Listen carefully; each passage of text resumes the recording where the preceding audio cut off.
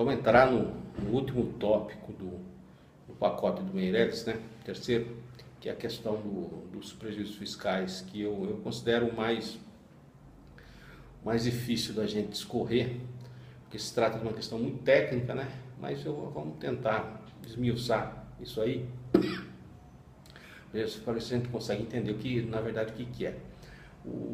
Esse tópico do pacote, ele permitiu com que as empresas compensassem prejuízos fiscais de anos anteriores com débitos com a Receita Federal, tá?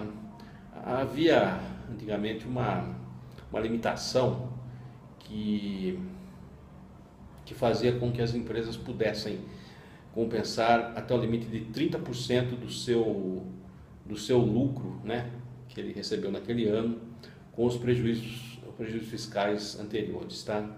Isso fazia com que as empresas recolhessem tributos, né, quando oferissem lucro fiscal. O que o senso comum, né, diz é que o prejuízo é justo, né, na cabeça do pessoal, né, é que é justo se compensar prejuízo com lucro posterior, né.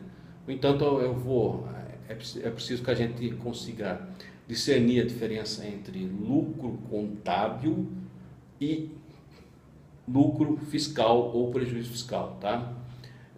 A verdade, nem sempre a empresa que tem prejuízo fiscal, ela está em prejuízo contábil. Existem vários casos que devido aos ajustes que se fazem, né, na hora de se fazer um cálculo para fazer o imposto de renda, embora a empresa já tenha distribuído valores para o seu sócio, ela incorre em prejuízo fiscal e acaba não recolhendo tributos, tá?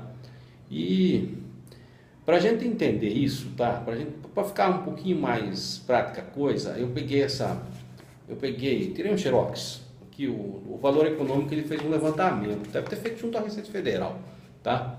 Rachid estava lá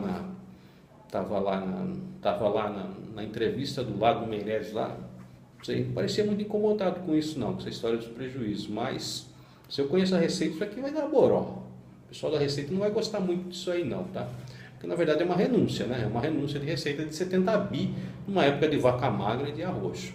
Mas o valor, ele levantou, além de ele levantar o valor de 70 bi, ele levantou quais são as maiores empresas, né, que tem estoque de prejuízo fiscal. E eu vou chamar a atenção para vocês de duas, tá? E duas que estão aqui, é o terceiro e o quarto maior estoque de prejuízo fiscal. A terceira maior é o Bradesco, com 5 bilhões 765 milhões de prejuízo para compensar. E o quarto é o Itaú, com 5 bilhões 643 milhões. Então, por aí, né, por esse caso prático, vocês têm ideia de que nem sempre uma empresa que está incorrendo em prejuízo fiscal, ela está oferindo prejuízo contábil, porque bancos, como vocês sabem, estão sempre, na história recente do Brasil, estão sempre sempre ganharam muito dinheiro, né?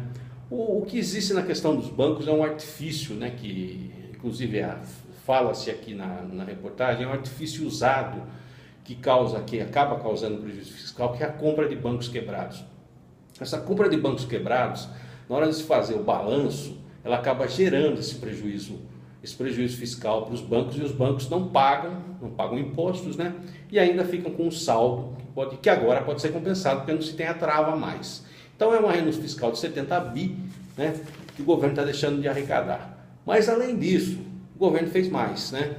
O governo deu essa possibilidade de fazer essa compensação não só dentro do imposto de renda, mas pode-se, por incrível que pareça, se compensar com débitos previdenciários.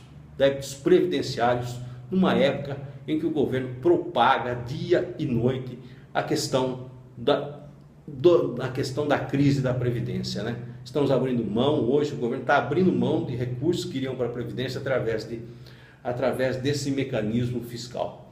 Então, por aí a gente tem uma ideia mais ou menos. Essa questão dos benefícios fiscais é uma questão muito complexa eu ainda vou conversar mais com vocês, tá? É uma questão complexa, mas ela é essencial para se entender o Brasil hoje. Então vamos fechar esse pacote por enquanto, mas vamos ainda mais para frente analisar essa questão, que é muito importante para a gente entender todo esse mecanismo. Falou, gente? Então é isso aí.